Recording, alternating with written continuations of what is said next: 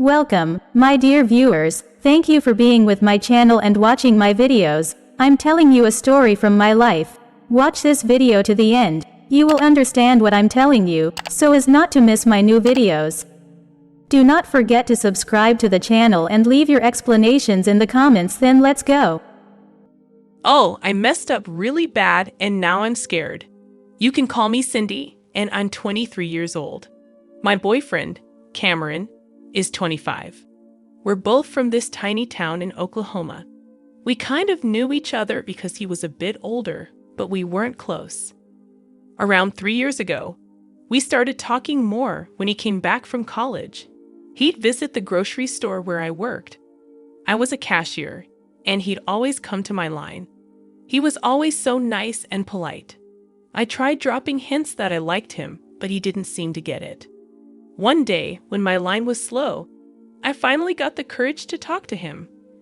I asked about his major, and we ended up chatting for about 10 minutes. He finally realized I was interested and gave me his number. I called him right after work, and we talked for hours. We went out to dinner that night and just clicked. We fell in love that weekend. Crazy, right? We started seeing each other every weekend. After he graduated, he got a great job in the city, bought a cool car, and got a nice apartment. A few months later, he asked me to move in with him. Even though our parents weren't thrilled about it, they supported us. Cameron said it was a test to see if we could handle living together before marriage. I was so happy. Living in the city was amazing. We both found good jobs, and I loved working at a coffee shop near our place. We made friends, and life was fun. We'd been living together for about 9 months when we started looking at other apartments just to see what else was out there. I also joined a yoga class nearby. There was this guy, Ed, who was always at the coffee shop and also came to the yoga class. He was older, in his late 40s, and really friendly. He was successful, drove a nice car, and dressed well. I got curious about yoga because he seemed so passionate about it, and I decided to talk to him one day. I asked Ed if he recommended the yoga studio he went to, and he said it's a good idea. So I decided to check it out myself. It was near our apartment, which was great. On the other hand, Cameron, my boyfriend, used a gym near his office, but it was far away and sometimes took forever to get there. I started going to yoga classes and really enjoyed them. After work, around 2 p.m., I'd head to the studio. This fit perfectly with my work schedule. I'd work from 6 a.m. to 2 p.m., then do yoga until 3:30 p.m. After that, I'd go home and prepare dinner for Cameron. One day, Ed, the guy from the coffee shop and yoga class, asked how I liked the studio. I told him I loved it and thanked him for the recommendation. He mentioned that he might join classes around that time, particularly hot yoga, which started at 1:30 p.m. He also said he went to the gym for weightlifting and boxing a few days a week. A couple of days later, I bumped into Ed at the yoga studio. We talked like we always did at the coffee shop. Somehow, he convinced me to try a hot yoga class. I gave it a shot, and it turned out I really liked it. We started spending more time together, going to classes and stuff. Looking back, it wasn't the best idea. But at the time, I didn't really think about it. This went on for a few weeks until one day, I can't explain why, Ed and I ended up at Cameron's apartment on a Thursday afternoon. We made a terrible mistake, something I deeply regret now. I felt so guilty about it, but Ed suggested we meet at his place the following Monday to avoid disrespecting Cameron. Ed's apartment was in a dodgy neighborhood, sparsely furnished with just a few old chairs, a TV, a small table with 2 chairs, a simple double bed, and an old dresser. It wasn't what I expected, and I wished I had left in hindsight. But I didn't want to be rude. It turned out that Ed wasn't as well off as I thought. He spent his money on his car, clothes, and jewelry, not his living space. Afterward, I told Ed we needed to end our relationship because I loved my boyfriend and didn't want to mess up what we had. Ed cynically laughed and said, "You can't possibly love your boyfriend if you did what you did, can you?" I insisted that I did love Cameron, but Ed said my desire for him outweighed my feelings for Cameron by far.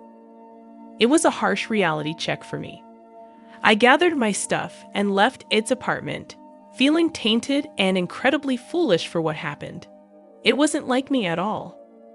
I promise it's not. I can't explain why I did this with Ed. It happened during a time of the month when my hormones often feel uncontrollable. Though that's not an excuse. I'm just trying to make sense of my actions. I spent the rest of that day in tears until Cameron came home. We had dinner, watched TV, and relaxed, but Cameron seemed distant. He'd been feeling unwell, so I assumed it was because of that. On Tuesday, he still seemed off and distant. We hadn't been intimate for almost a week, which was unusual for us. Looking back, I think he might have known about Ed and me, which is why he was keeping his distance. On Wednesday, I got home just before 3 p.m., but my apartment key was missing from my key ring. I panicked, thinking it had broken off somehow, but all my other keys were still there. Then it hit me, Cameron had taken the apartment key. I tried calling and texting him, but there was no response, which was strange because he usually sent a quick text even when he was busy. I decided to go to the apartment office and ask for help. They had keys to all the apartments, so I explained my situation to one of the coordinators. They took me into the manager's office and closed the door. After a few minutes, they called me back in and asked me to sit down. The manager told me something shocking. Cameron had moved out that morning and left a letter to terminate the lease after its 1-year term. I couldn't believe it. I was devastated.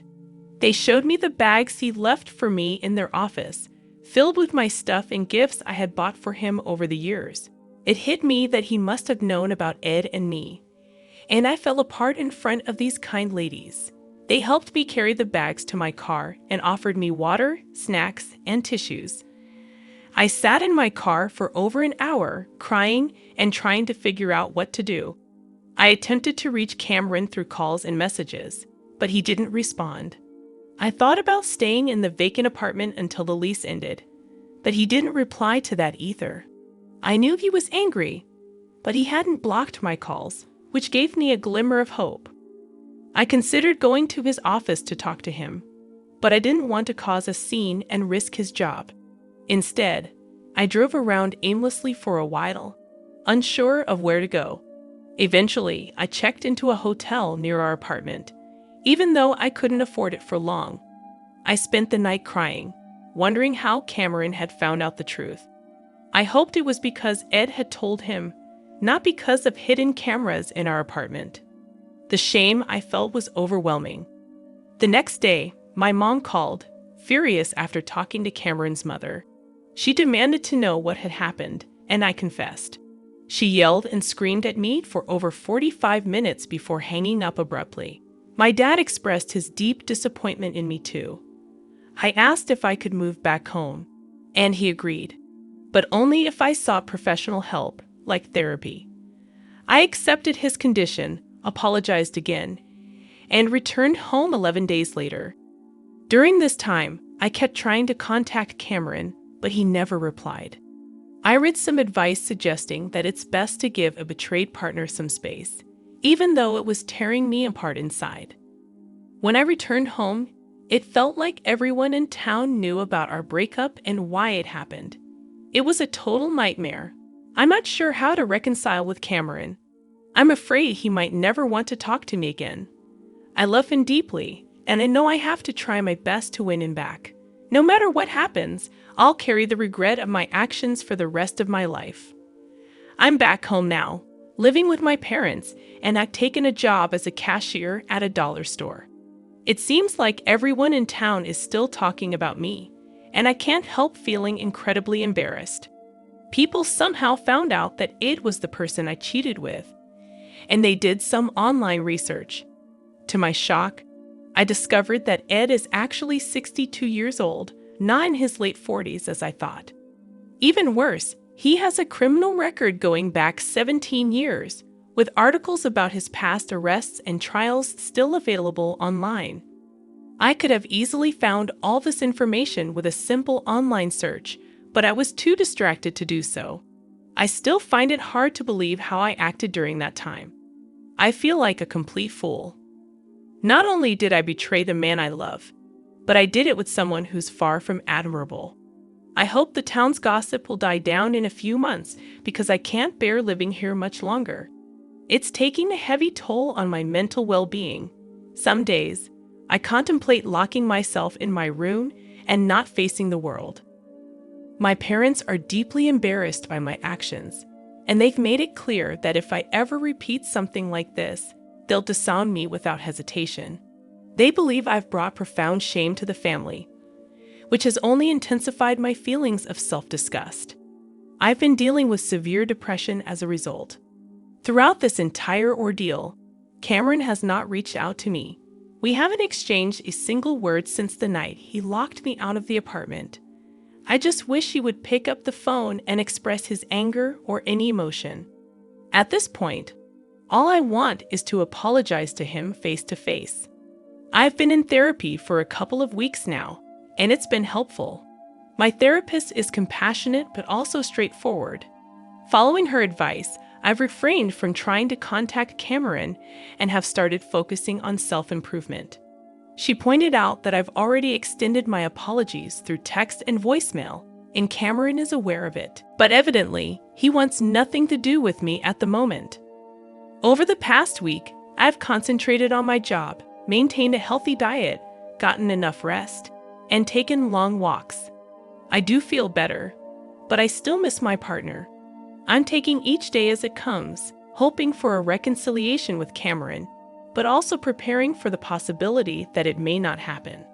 I have no intentions of dating anyone anytime soon, despite receiving requests from 4 customers at the store. My heart and mind are still firmly under Cameron's influence. I don't anticipate providing any further updates unless we manage to reunite. Best wishes, and thank you to all of you. I didn't get paid for my work, but we lived rent-free on our property, and I knew I'd inherit the majority ownership. It was a perfect family setup, and we all loved living here. My oldest was a 21-year-old girl, followed by a 20-year-old boy, a 17-year-old boy, and our youngest, a 15-year-old girl.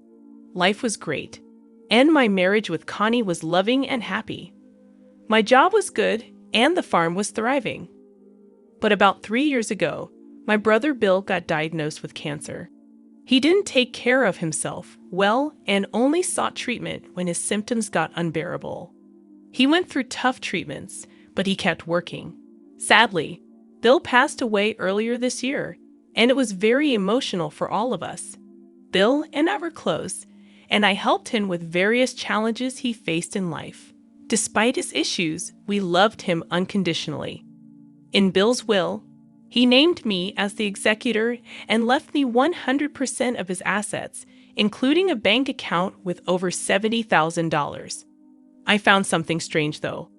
Bill had set up this account with my youngest son, Joe, as the beneficiary.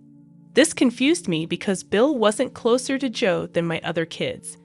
I wondered why Bill chose Joe, and it made me anxious. One day, I found 2 old photos of my wife, Connie, at Bill's house. They were inappropriate, and they were taken in Bill's bedroom. My world fell apart. I took the evidence to my parents, and they were as shocked and disgusted as I was. I decided to confront Connie. I took her to Bill's house, thinking we were just going to clean up. But when we sat down, I showed her the bank statement and the pictures. She looked at the statement, clearly surprised by the money Bill had saved. I knew there was much more to talk about, but I was devastated, and I needed time to figure out what to do. I asked Connie if she noticed anything odd on the bank statement, and she initially said no, just the amount. But then I urged her to read it aloud from the top. As she read, she saw Bill's name and the payable on death to Joe part, which made her realize that she was caught. I asked her if there was something she needed to confess, and she initially denied it, shaking her head. But after some persistence, she admitted to her affair with Bill 18 years ago. She explained that it was a stupid and selfish mistake that only lasted a couple of weeks. Connie claimed she had distanced herself from Bill since then, only interacting with him when other family members were around. I asked her if Joe was Bill's son, and she said no, she was certain he was mine, emphasizing that even if he wasn't, she considered him mine since I had raised him. I didn't show her any sympathy or comfort and left her to compose herself. After she cleaned up and came home, we slept in the same bed, but I refused her attempts to get close to me. The next day, I decided to divorce her, and I talked to my parents about it. They were shocked and couldn't believe what had happened. Connie begged me not to go through with it, but I was firm in my decision. Later, I met with a lawyer recommended by our farm attorney to begin the divorce process. We discussed the division of our assets and the possibility of spousal support due to Connie's lack of outside work. Money wasn't my main concern. I just wanted the marriage to end. I returned home and informed Connie of the attorney's advice, and she was upset. Then I told her I would talk to our kids about the situation that weekend, starting with Joe. He and I went to a creek on our farm, and I explained the situation to him. He was devastated and worried, especially about whether I would still love him if he wasn't my biological son. I assured him that I would always love him and that the issue was between his mother and me. The divorce was solely due to her affair and had nothing to do with him. We spent a couple of hours talking, and I mentioned that I would speak to his siblings next. After Joe told me he was ready to talk to his siblings, we all gathered by the pool, pretending everything was normal. However, my wife's odd behavior was evident, and our kids picked up on it right away. We spent the afternoon playing games, but the dark secret loomed. It was after dinner when Joe expressed his readiness to talk to his siblings. Unfortunately, they all had plans with friends that evening, so we decided to hold the conversation the next morning. As a family, we attended Sunday church services, returned home, and then I told the kids that I needed to speak with them privately on the back patio. My daughter inquired if their mom would be joining us, and I explained that she would meet with them later, causing some uneasiness among the kids. I shared the news with them, and their shocked reactions turned to disbelief, anger, and sadness. It was tough to see them process the information. I clarified my intention to divorce their mom, and they all started to cry. We had a lengthy conversation, and eventually they understood my decision. My daughter expressed her anger and reluctance to have anything to do with her mother. I informed them about getting DNA tests for each of them to determine their biological parentage, emphasizing that it wouldn't change my love for them, regardless of the results. That evening, their mom met with them to have an emotional conversation. I was outside but could overhear parts of their discussion. The kids expressed their love for her, but made it clear they would never see her the same way and might not forgive her for her actions, which was tough for her to hear. During the divorce process, my wife tried persuading me to stay together and seek counseling daily, but I remained firm. A significant offer was made to purchase the house my family lived in, and we decided to accept, moving out 60 days later. My wife moved to a nearby apartment and struggled with depression, requiring medication. I moved back to my parents' home temporarily and decided to build my dream log cabin on the farm. I now live there with my 2 youngest kids, while they spend a few nights a week with their mom. My ex-wife wants to reconcile, but I no longer have romantic feelings for her. After all the stress and drama, it turned out that all my kids are biologically mine, but it didn't change my feelings toward my ex-wife. Although I still care about her and want her to be happy, I can't trust her again. Despite everything, I feel content with where I am now and the relationships I have with my kids and my ex-wife.